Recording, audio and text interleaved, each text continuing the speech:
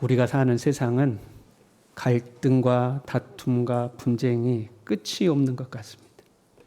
그 뉴스를 보면 안 싸운 적이 없어요. 제가 응애하고 세상에 태어난 이후로 지금까지 싸우는 것 같습니다. 한 마음이 되지 않아요. 월드컵 할 때나 한 마음이 될까? 그 외에는 항상 싸우는 것 같습니다. 다툼의 양상은 사회에서 일어나는 문제의 원인을 상대방에서 찾는 거죠. 너 때문이다. 네가 잘못했다. 네 탓이다. 상대방이 서로에게 책임을 묻는 거죠. 너 때문이다. 아니다. 네 때문이다. 사회 지도층만 그런 거 아니에요? 개인과 개인이 갈등하는 것을 보더라도 책임을 상대방에게서 찾는 거죠. 남편은 아내 때문에 못 살겠다. 아내는 남편 때문에 죽겠다. 부모는 자식 때문에, 자식은 부모 때문에. 상대방에서 문제의 원인을 찾는 겁니다. 너 때문이다. 너 때문이다. 일이 이렇게 된 것은 너 때문이다. 내가 힘든 것은 너 때문이다. 문제의 원인을 상대방에게서 찾는 것은 우리 죄의 본성입니다. 최초의 인간이 범죄한 이후에 그 일을 했거든요. 하나님이 아담에게 묻습니다. 너 왜 선악과 따먹었니? 저 여자가 내게 줘서 먹었습니다. 책임을 여자에게 돌렸습니다. 여자에게 묻습니다. 너는 왜 그랬니? 저 뱀이 꼬셔서 그랬습니다. 서로 죄 때문입니다. 죄 때문입니다. 최초의 인간 안에 있던 이 죄의 습성이 아직 우리 안에 그대로 있는 겁니다. 그들의 자녀가 태어났어요. 가인은 자신의 제사가 하나님 앞에 연락되지 않자 자신의 동생 아벨에게 분노를 쏟아냈습니다. 너 때문이라는 겁니다. 네가 없었으면, 나 혼자 하나님 앞에 있었으면 내 제사가 더 돋보였을 텐데 아마 그런 생각을 했을지도 모르겠어요. 이 가인의 분노는 사실 부당한 겁니다. 하나님 앞에 드리는 제사는 경쟁이 아니었거든요. 서로 다투어서 승리하는 쪽을 하나님이 받아주고 패배한 쪽을 거절하고 이게 아니거든요. 각자가 개인적으로 하나님 앞에 서서 각자의 재물을 하나님께 바치는 거였습니다. 그러니까 가인의 제사가 하나님께 거절당한 것은 아벨하고 아무 상관이 없는 것. 그런데 가인은 자신의 제사가 거절당하자 자기 안에 끓어오르는 분노를 자신의 동생에게 쏟아부은 겁니다. 하나님께 거절당했어요. 속이 불편하잖아요. 자기 안에 있는 속의 불편함을 누구에게 풀어버린 거예요? 동생에게 푼 거죠. 그래야 자기 마음이 편해지는 거예요.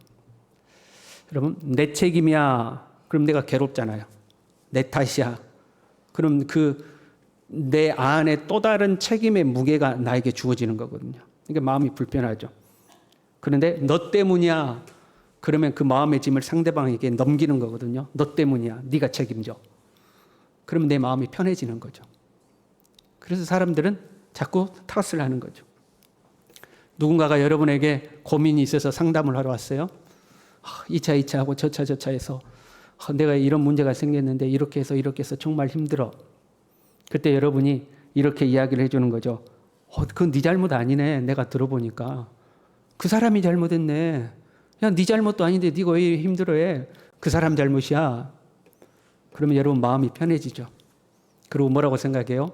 나에게 내 이야기를 들어준 사람이 참으로 지혜롭고 현명하고 똑똑하고 사리 분별력이 있고 세상에 이런 사람이 없다. 이렇게 평가를 하죠. 근데 누군가가 상담을 하는데 우리가 네가 잘못했네. 그건 네 잘못이야. 그러면 이제 그 사람이 얼굴 표정이 변하죠. 세상 이렇게 미련한 사람이 없는 거야. 사리 분별도 못하고 그걸 내 책임이라고 하다니. 사람은 자기에게 있는 마음의 짐을 다른 데 옮겨주면 마음이 편해요. 그리고 그 사람이 좋아요. 그러나 내 안에 있는 불편함이 내 책임이라고 해서 나에게 짐을 가중시키면 이제 그게 싫은 거죠. 책임을 전가하고 나면 마음은 편해집니다. 그러나 그 내면은요, 더 어두워지고 더 딱딱해집니다. 딱딱해진다는 것은 똑같은 일이 생기면 또다시 남에게 책임을 전가하는 거죠. 갈수록 그렇게 되는 겁니다. 그리고 그 사람은 결국 성숙하지 않습니다. 하나님의 사람으로 자라나질 않아요. 본문에 태초에 말씀이 계시니라 이렇게 되어 있어요. 이 태초의 말씀이란 지금 우리가 가지고 있는 기록된 성경 말씀보다 더 근원적인 말씀을 의미합니다. 태초에 말씀이 계시니라. 성경 말씀보다 더 근원적인 말씀이에요. 그래서 우리가 우리의 발음 구조를 통해서 입 밖으로 언어라는 것을 내뱉기 전에 근원적인 우리의 생각, 근원적인 우리의 마음, 그걸 우리의 존재라고 하는 거죠. 우리의 존재라는 것이 있는 거죠. 우리의 그 존재가 생각으로 정리되고 상대방과 약속된 언어를 통해 표현되는 거거든요. 그 말이나 생각보다 더 근원적인 나라는 존재가 있는 거예요. 여러분 때로 그런 거 경험할 때 있죠. 누군가에게 내 생각과 내 마음을 전달하는데 이게 속 시원하게 전달이 안 돼. 내 생각의 한계도 있고 언어의 한계도 있어서 내가 말하고 싶은 것, 내가 표현하고 싶은 것이 다 안 될 때가 있잖아요. 그 근원적인 내 자신이라는 게 있는 거죠. 그 말씀도 마찬가지예요. 태초에 말씀이 계시니라 할 때 그 말씀은 그 하나님의 근원적인 존재, 하나님의 그 근원적인 존재의 생각, 그걸 말하는 거죠. 그렇다 치고 어려우니까. 그 말씀 속에 뭐가 있었다? 그 말씀 속에 생명이 있었다. 이렇게 돼요. 말씀에 생명이 있다는 것은 그 말씀대로 이루어지는 걸 말하는 거예요. 그렇잖아요?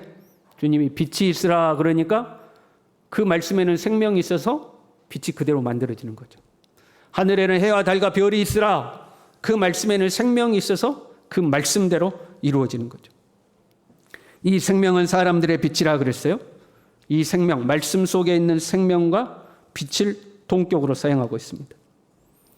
여러분 우리가 예수님을 믿기 전의 상태를 죽음이라고 그러죠. 에베소서 2장 1절에 허물과 죄로 죽었던, 죽을 아니고 앞으로 죽을 것이다가 아니고 죽었던, 이미 죽었다고 표현하고 있어요.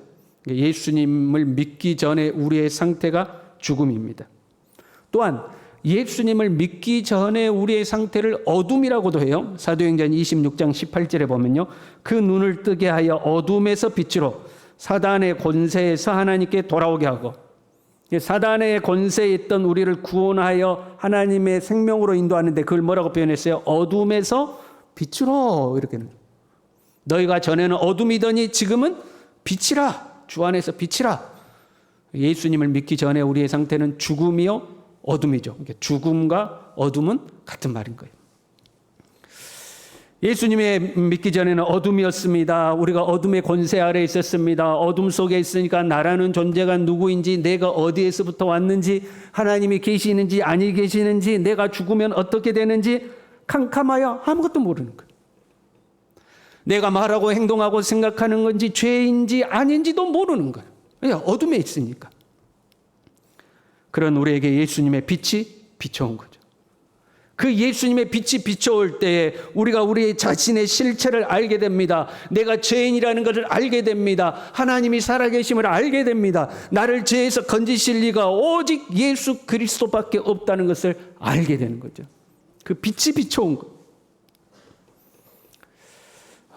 참빛 곧 세상에 와서 각 사람에게 비추는 빛이 있었어요. 각 사람에게 빛이 비쳤어요. 어떤 이는 깨닫고 그 빛을 받아들이고 어떤 이는 깨닫지 못했어요. 깨닫고 그 빛을 받아들이는 사람은 영접하는 자 곧 그 이름을 믿는 자는 하나님의 자녀가 되는 권세를 주셨어요. 그리고 그렇게 빛 아래에 눈이 열리고 보니까 아버지의 독생자의 영광이요 은혜와 진리가 충만한 것을 보게 됐어요. 저와 여러분이 그런 사람인 줄로 믿습니다.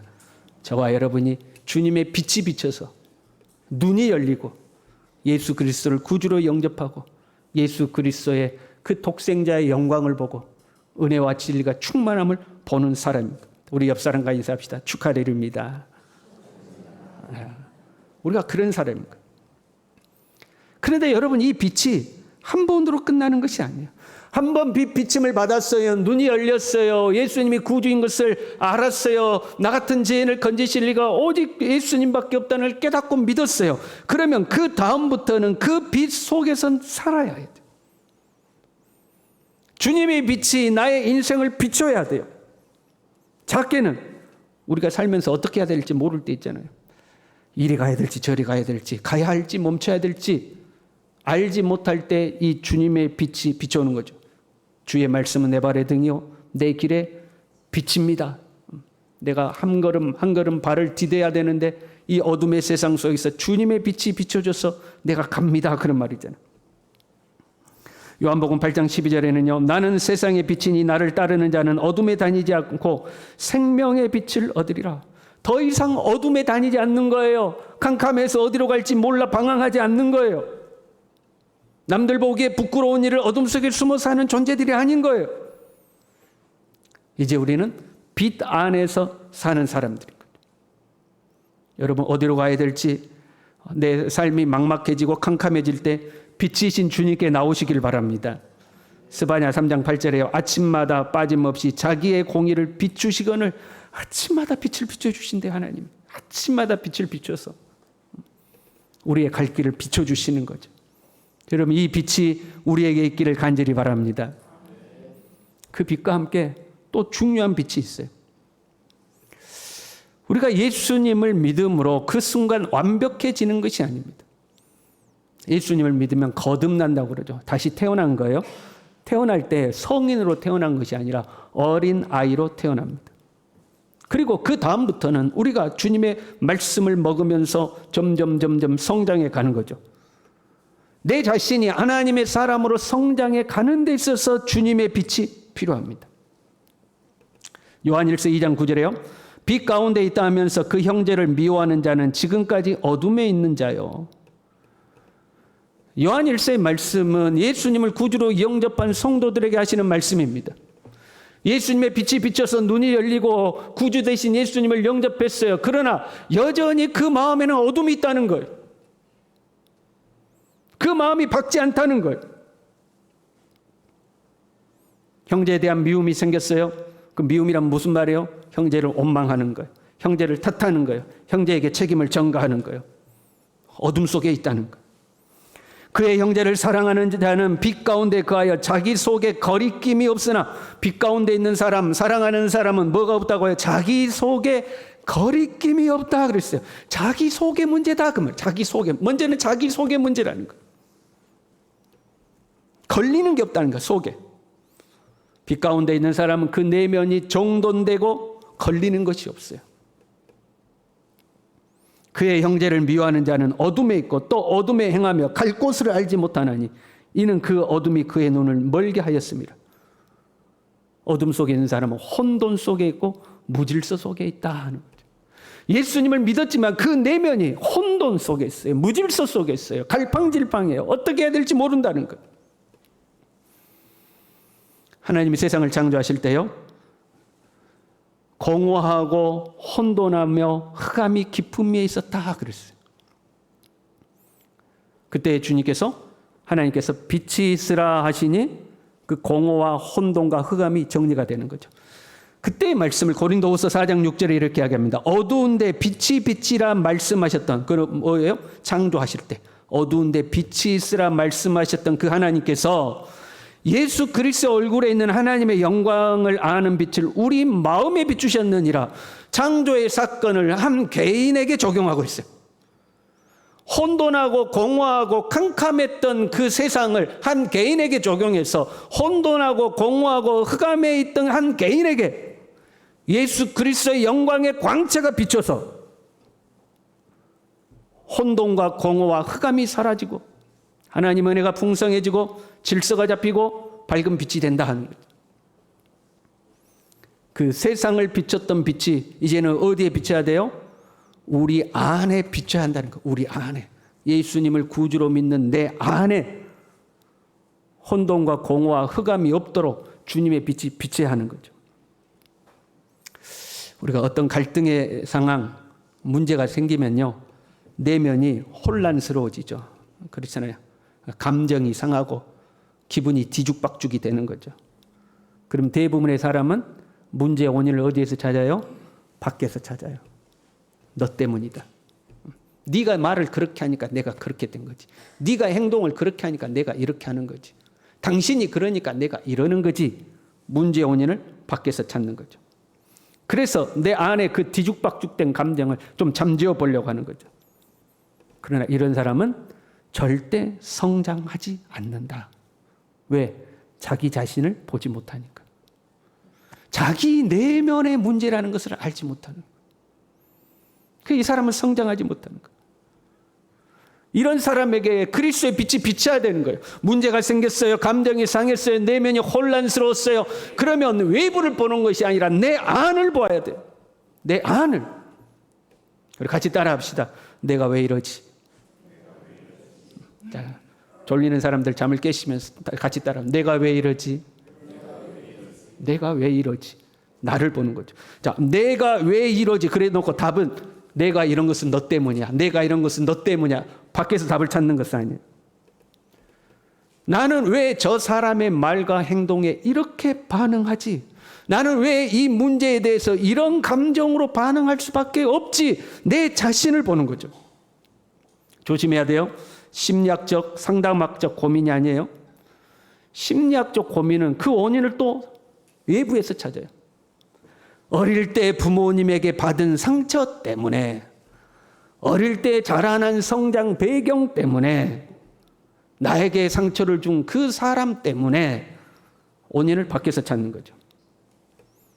물론 자신을 이해하는 데는 도움이 돼요. 그러나 하나님의 방법은 아니에요. 반대로 어떤 사람은 자신을 한없이 자책하는 사람이 있어요. 내가 못나서 다 내 잘못이다. 다 내 잘못이다. 내가 못나서. 한없이 자기를 자책하기도 해요. 우리가 우리 자신을 들여다보는 것은 하나님의 사람으로 성장하기 위함이에요. 나의 내적인 상황이 하나님 앞에 옳지 않음을 발견하고 옳지 않은 것을 벗어버리고 하나님의 사람으로 살기 위해서 내 자신을 들여다보는 거예요. 에베소서 5장 8절에 너희가 전에는 어둠이더니 이제는 주 안에서 빛이라. 빛의 자녀들처럼 행하라. 원인이 무엇이냐, 누구 때문이냐, 이게 중요한 게 아니고 지금 그런 말과 생각과 감정이 하나님 앞에 옳지 않은 거다. 그것은 어둠에 속한 거다. 그럼 버려버려라. 하나님의 자녀답게 말하고 생각하고 행동하라. 그러기 위해서 나를 보는 거예요. 그걸 깨닫기 위해서는 주님의 빛이 필요하다. 주님이 빛을 비춰주셔서 내 안에 어둠에 속한 일이 무엇인가를 깨닫고 내가 버려야 할 어둠의 마음과 감정이 무엇인가를 깨닫고 그걸 버리기 위해서 주님의 빛 비춰주심이 필요한 거예요. 여러분, 예수님을 믿으면요, 삶에 아무 문제가 안 생기는 거 아닙니다. 예수님을 믿고 살아도요, 크고 작은 일들이 많이 생깁니다. 주님이 아무 일도 안 생기게 우리를 싹 다 보호해 주셔가지고 갈등도 없고 다툼도 없고 불평도 없고 불안함도 없고 그러면 얼마나 좋겠어요. 그런데 주님은 우리의 삶에 크고 작은 사건을 허락하셔요. 믿는 사람들끼리도 갈등이 생겨요. 작은 일에 시험에 들기도 해요. 하나님은 왜 우리에게 이런 것들을 허락하실까? 여러분, 하나님이 허락하지 않으시면 그 어떤 것도 우리의 삶에 생기지 않는 줄로 믿습니다. 하나님이 다 허락하셔서 내 삶에 생기는 일이에요.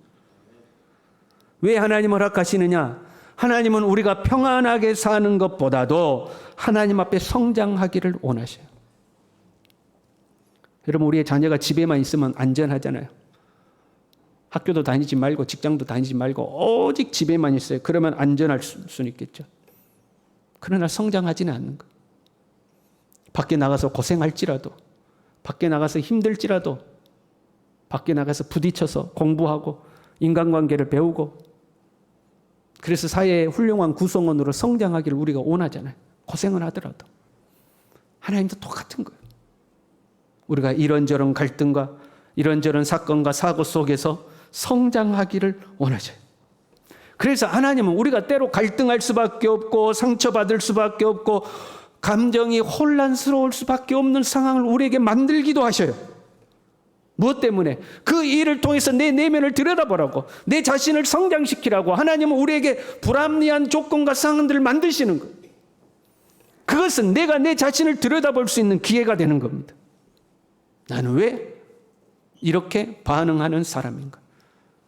내 안에는 어떤 어둠이 존재하는가? 그걸 깨닫는 기회가 되는 거예요. 그런데 많은 사람들이 자기 자신을 들여다보기보다는 그러한 순간이 오면 밖에 사람에게 다 넘겨버린 거예요. 너 때문이야. 네 때문에 내가 이런 거야. 네가 그렇게 하니까 내가 이런 거야. 책임을 다 전가시켜버린 거예요. 이것이 제일 쉬운 방법이거든요. 그래서 성장하지도 않고 변화되지도 않는 거죠. 더 나아가서 우리가 빛 가운데 거하는 것을 싫어하는 존재가 있어요. 고린도후서 4장 4절에요. 그중에 이 세상의 신이 믿지 아니하는 자들의 마음을 혼미하게 하여 그리스도의 영광의 복음의 광채가 비치지 못하게 함이니, 이 세상의 신, 사단을 말하는 거예요. 예수 그리스도의 복음의 영광의 광채가 비치지 못하도록 막아버린다는 거예요. 이거는 근본적으로 예수 그리스도의 복음을 받아들이지 못하도록 막는 것을 말해요. 그러나 더 나아가서 우리가 하나님의 빛 안에서 성장하지 못하도록 자꾸 빛을 차단하는 거죠. 어떻게 해요? 원망하게 만들고, 불평하게 만들고, 탓하게 만들고, 너 때문이라고 하게 만들고, 절대 성장하지 못하도록 다 막아버리는 거예요. 원망과 불평과 책임 전가가 커지면 커질수록 자기 방어벽이라는 게 더 두터워지는 거예요. 벽이 두터워질수록 빛이 더 들어가지 못하는 겁니다. 계속 원망하고 불평해요. 예수님을 믿기는 믿는데, 교회를 다니기는 다니는데 그 사람은 더 이상 성장하지 않습니다. 그 속 사람이 더 이상 자라나질 않아요. 주님은 우리를 성전 삼으셨다고 그랬어요. 너희가 하나님의 성전인 것과 하나님의 성령이 너희 안에 거하시는 것을 알지 못하느냐 그랬죠. 주님이 우리를 성전 삼으셨어요. 성전의 원래의 모습은 성막이겠죠.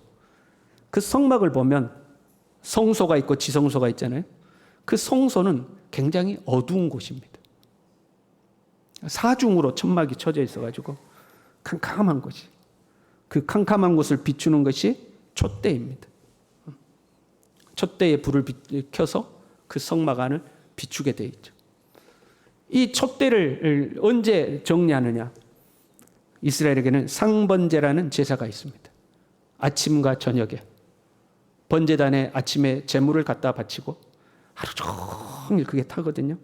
그러면 저녁에 해질 때쯤 가서 또 제물을 바꿔서 그게 새로운 제물을 놔요. 끊임없이 제단 위에 불이 꺼지지 않게 불이 탑니다.